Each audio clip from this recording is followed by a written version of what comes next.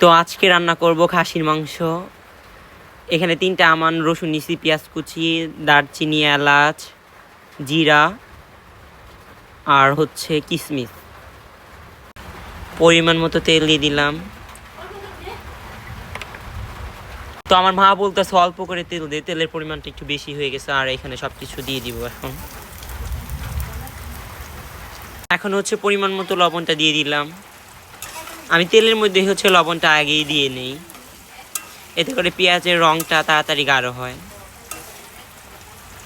আদা বাটা, জিরা বাটা, রসুন বাটা, 3 ধরনের বাটা মশলাই দিয়ে দিলাম। আর পেঁয়াজটা আমার গাঢ় করে ভাজা হয়ে গেছে, ভাজা ভালোভাবে হয়ে গেছে, অনেক গাঢ়ভাবে হয়েছে ভাজাটা। মরিচের গুঁড়া দিয়ে দিতেছি 2 চামচ, একটু ঝাল ঝাল করলে ভালো লাগবে। আর বাইরে প্রচুর পরিমাণে বৃষ্টি হচ্ছে। 1 চামচ হলুদের গুঁড়া দিয়ে দিলাম।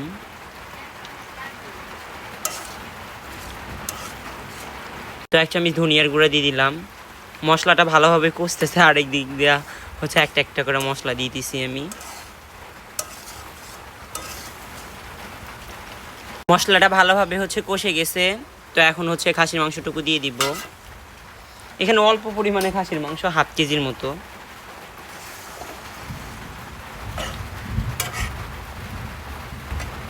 এটা হচ্ছে পেঁয়াজের পেস্তাটা গাঢ়।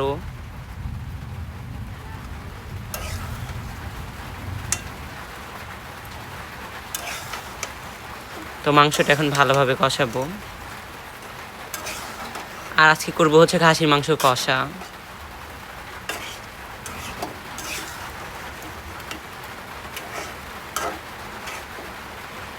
মাংসটা ভালোভাবে হচ্ছে কষাচ্ছি। আর মাংস দিকেই হচ্ছে ঝোল ছেড়ে দিছে।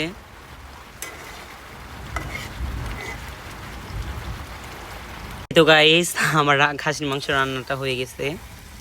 এটাই হচ্ছে আমার খাসির মাংসের কষা।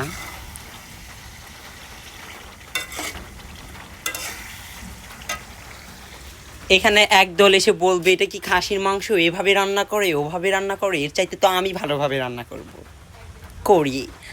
তো একদিন আমার বাসায় এসে খেয়ে যে এভাবে রান্নাটা, তারপর বলবা যে না, অনেক মজা লাগে। আর কিছু একদল পাবলিক এসে বলে এত ময়লা, এত অপরিষ্কার।